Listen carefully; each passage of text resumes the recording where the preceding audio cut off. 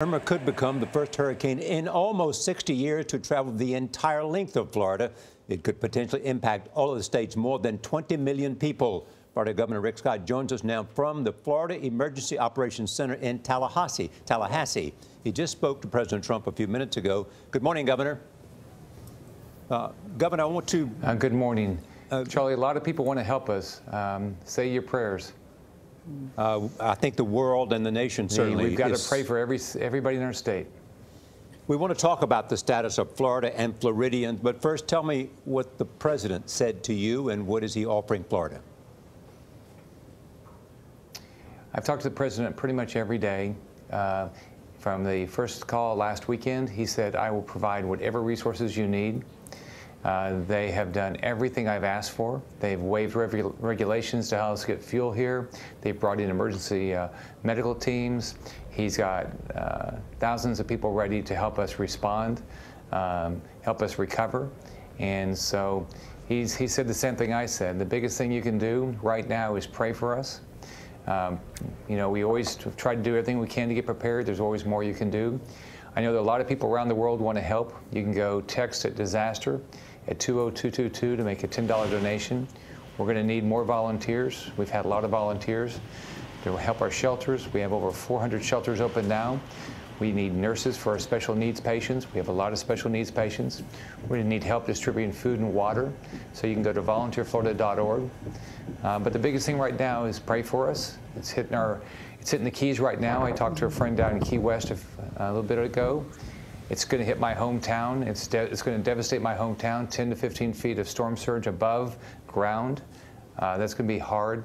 I don't know how anybody's going to survive, but it's going to go all the way up to Fort Myers, Sarasota, Tampa, St. Pete, and then we're going to have storm surge. So I know my job and every first responder's job is to protect every person that's in this state, and we're going to do everything we can to keep everybody safe and alive. Governor, we got some questions for you.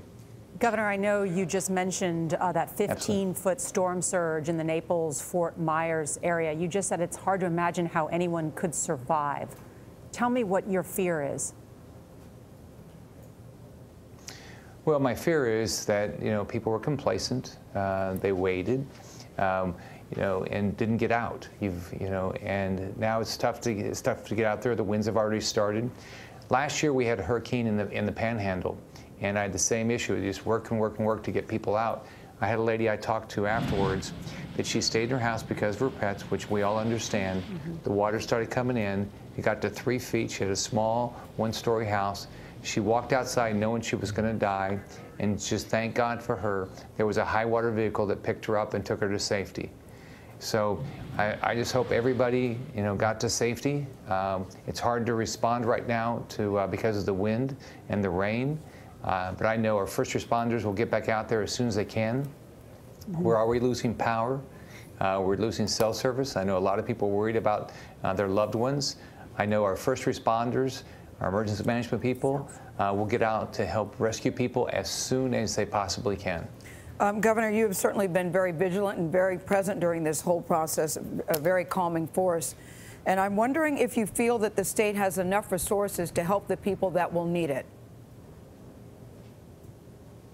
Here, you know, we've done whatever we can to be prepared. Of course, there's always something more you can do, but here's the problem. The problem is this is covering our entire state. So typically, if it was going to come in on one coast, you could position assets, people, food, water on the other coast. With this coming straight up our state, it makes it more difficult. We've pre-positioned food and water, rescue people and things like that, but not as much as you could have in the past. So it might take longer to get to people after the storm passes. But I know President Trump has committed all the federal resources. I've committed all the state resources. We will not spare any expense or resource to protect our citizens. My primary goal is to do everything I can to keep everybody alive and safe.